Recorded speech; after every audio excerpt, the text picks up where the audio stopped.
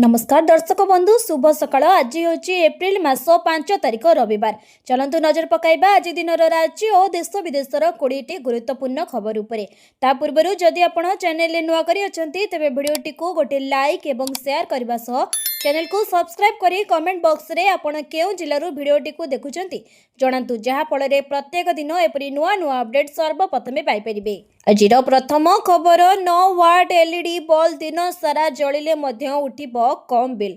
एणिकी आपणकर बिल चिंता गला उठिबो कम दर।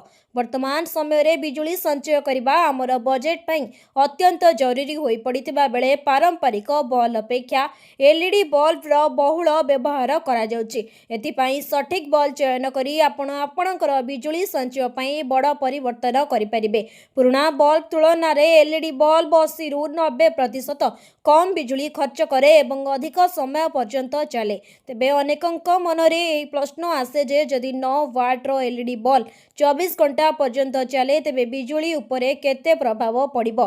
तेबे 9 वाट बल्ब 0.009 किलोवाट जदि 9 वाट रो एलईडी पूरा 24 घंटा चले तेबे 0.009 x 9 वाट 0.216 यूनिट किलोवाट हेबो। अर्थात 9 वाटर एलईडी बल्ब रो दिनकू मात्र 0.216 यूनिट विद्युत खर्च करिथाए जहाँकि बहुत कम बोली धरा जाए।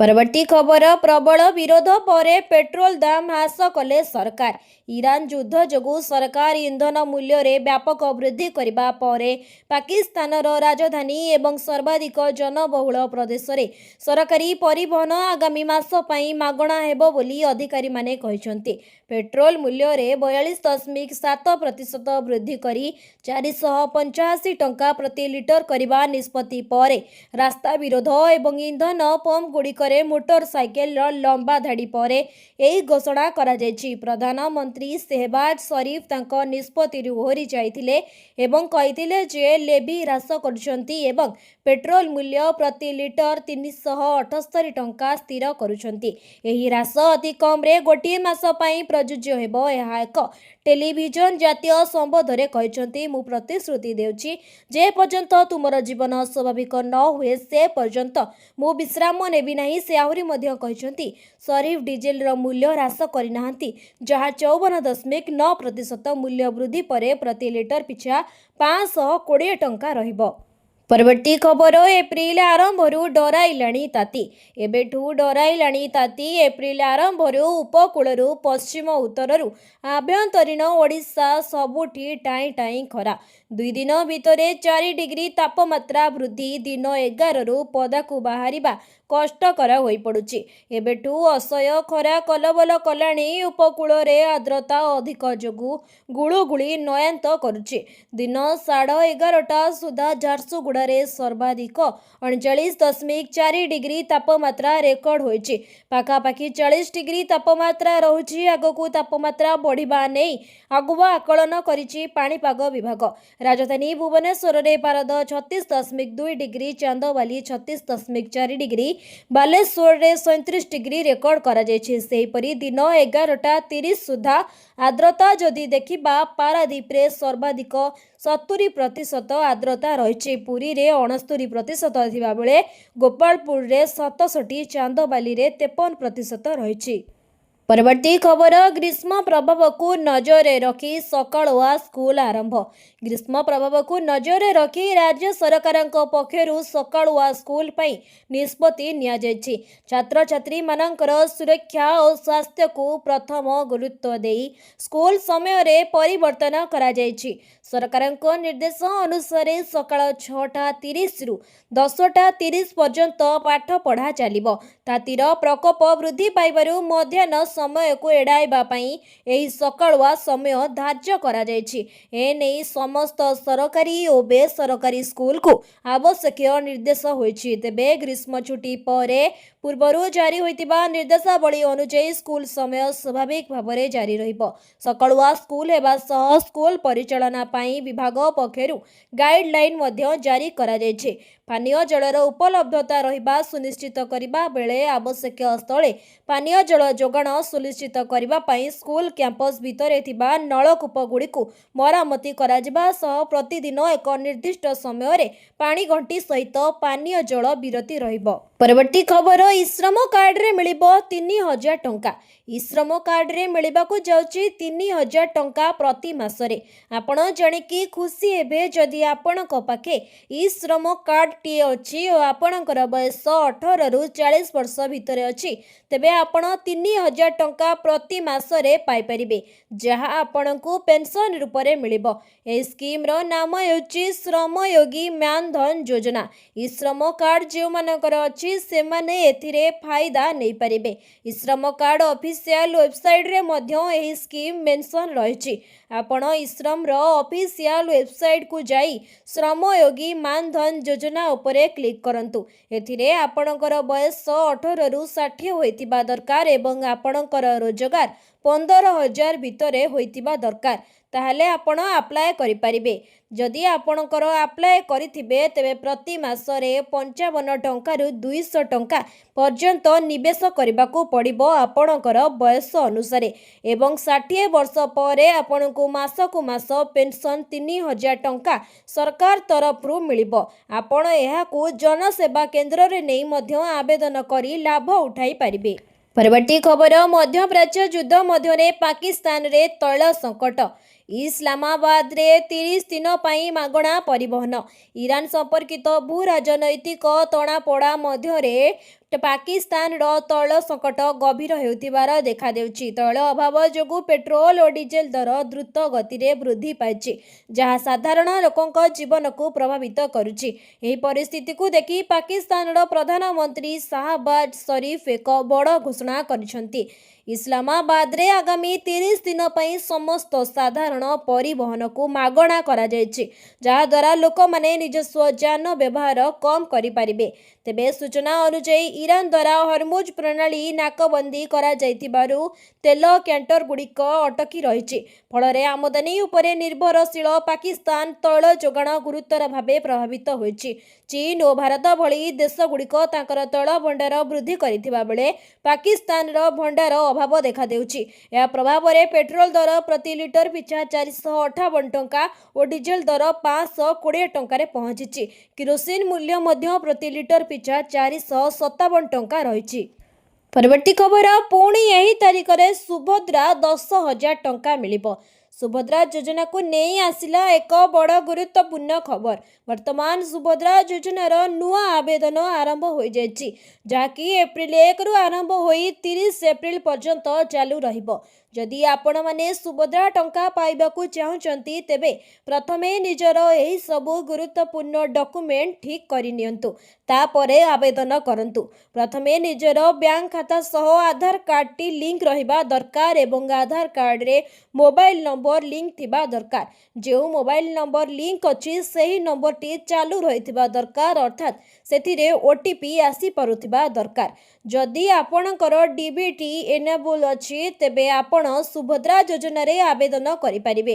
ଆପଣ ଅଙ୍ଗନବାଡ଼ିକୁ ଯାଇ ସୁଭଦ୍ରା ଫର୍ମ ଆଣନ୍ତୁ, ଯାହାକି ସମ୍ପୂର୍ଣ୍ଣ ମାଗଣା। ଏହାପରେ ନିର୍ଭୁଲ ଭାବେ ଫର୍ମକୁ ଫିଲ୍ଅପ୍ କରି ଆପଣ ଜନସେବା କେନ୍ଦ୍ରରେ ଆବେଦନ କରିପାରିବେ। ଆବେଦନ ସଠିକ୍ ଭାବେ ହୋଇଗଲେ ଆପଣଙ୍କୁ ଅଗଷ୍ଟ ମାସ 28 ତାରିଖ ଅର୍ଥାତ୍ ରାକ୍ଷୀ ପୂର୍ଣ୍ଣିମାରେ ଏକାବେଳେ 2ଟି କିସ୍ତି 10,000 ଟଙ୍କା ମିଳିବ।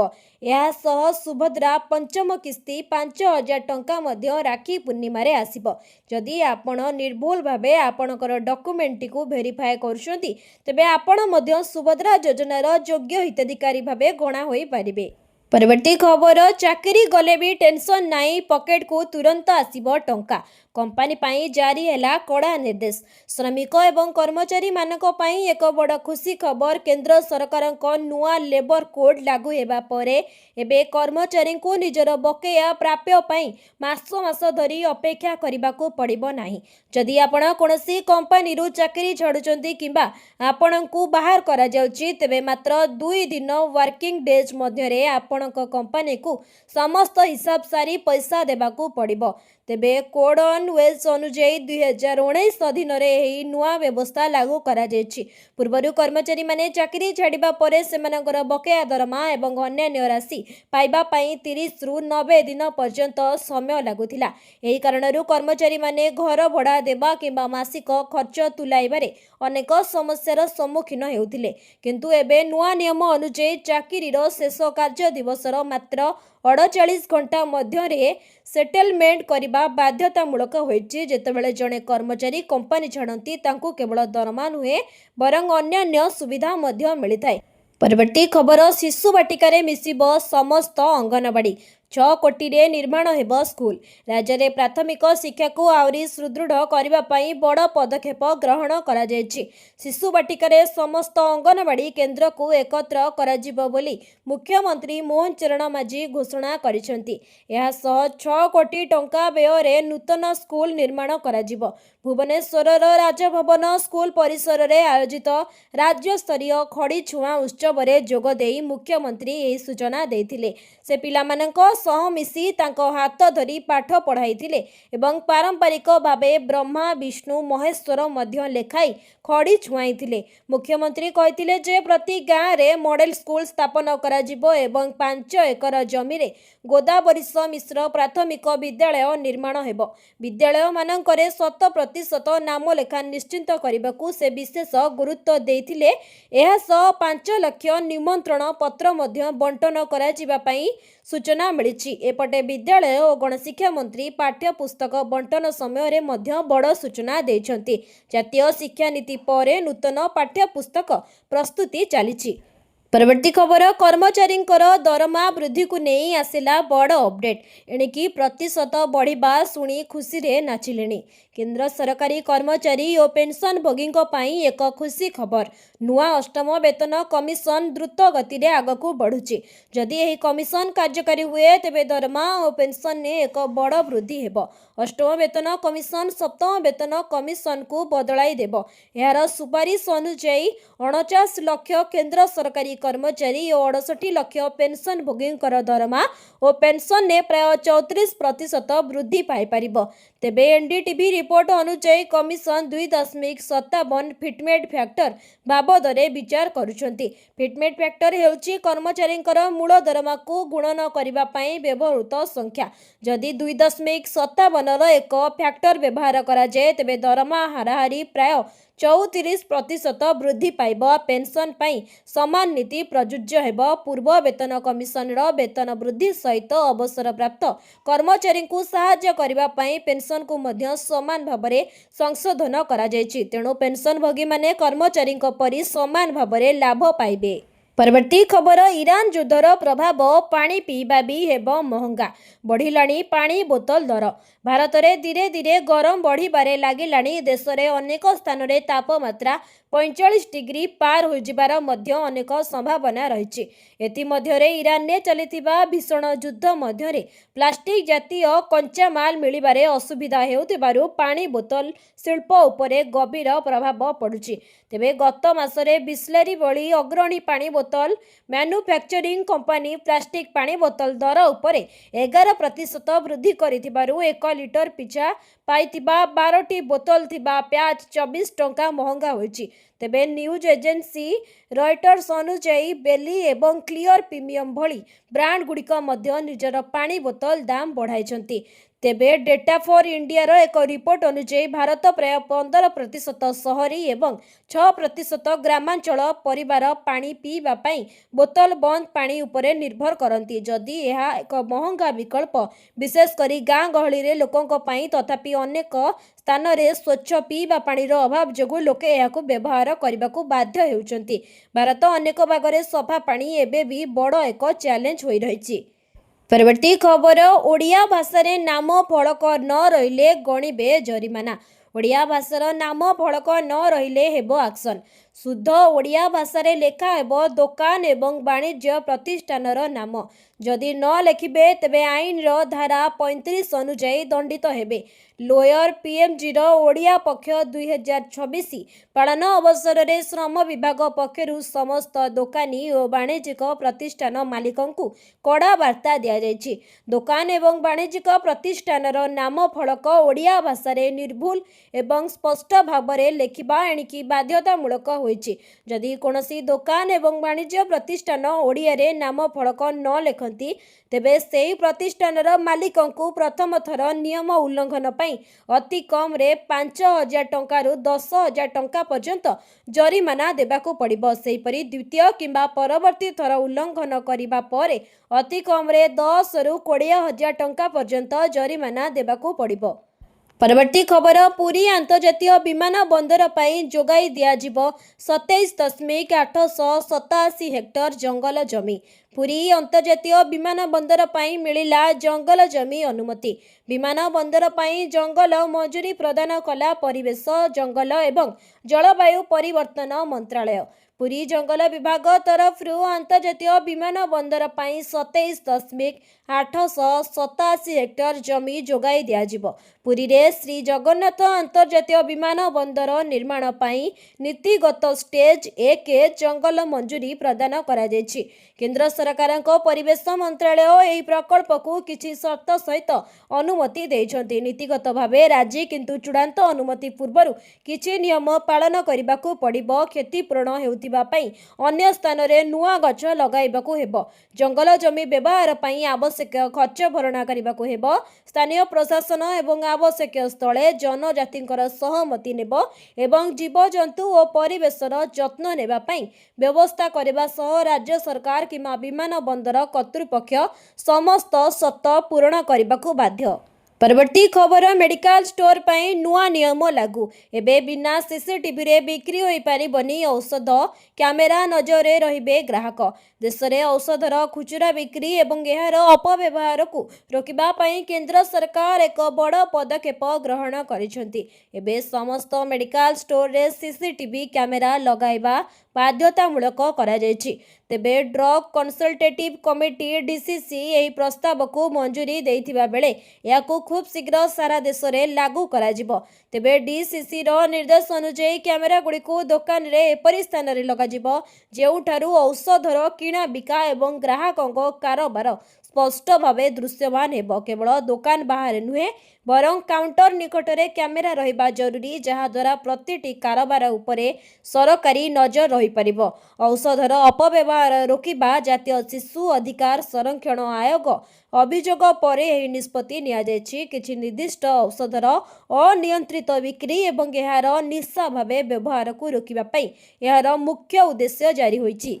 परवर्ती खबर रोषेईशालू सड़क पर्यंत महंगा माड़ टोरेंट गैस ढालिला निया। साधारण खाउटी उपरे पुणी थरे महंगा माड़ होइछि। कमर्शियल गैस सिलिंडर एवं विमान इंधन दर वृद्धि पर एवं सीएनजी मध्य महंगा होइछि। प्रमुख गैस वितरक संस्था टोरेंट गैस निजर सीएनजी दर रे वृद्धि घोषणा करिछि।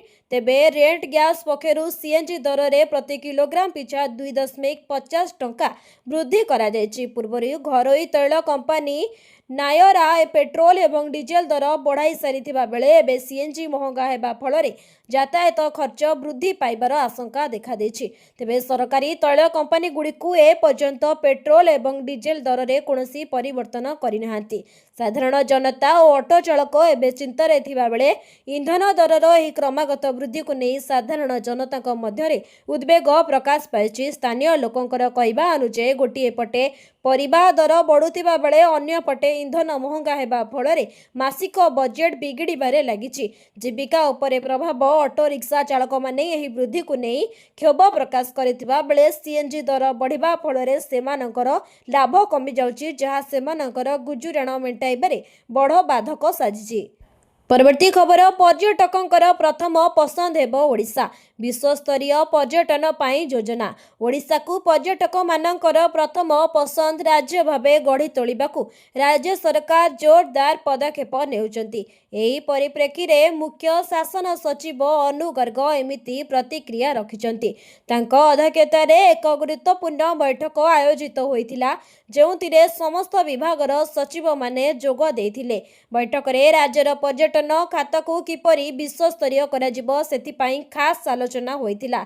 Think India think Odisha theme को आगरे रखी पर्यटन खातर उन्नति पाई योजना प्रस्तुत हेउची। पर्यटनर समग्र विकास पाई समस्त विभाग मिसिथिबा भाबरे एक काम करिवे बोली निष्पत्ति होइची। पर्यटक मानक आकर्षित करबा सह ओडिशा को ओ देश विदेश रे एक प्रमुख पर्यटन गंतव्य भावे परिचित करबा उद्देश्य रे विभिन्न पदक्षेप नियाजिब। ओडिशा को पर्यटनकर प्रथम पसंद करबा दिगरे सरकार गुरुत्व देउछंती बोली मुख्य शासन सचिव पूर्ण चुक्ति रखिचंती।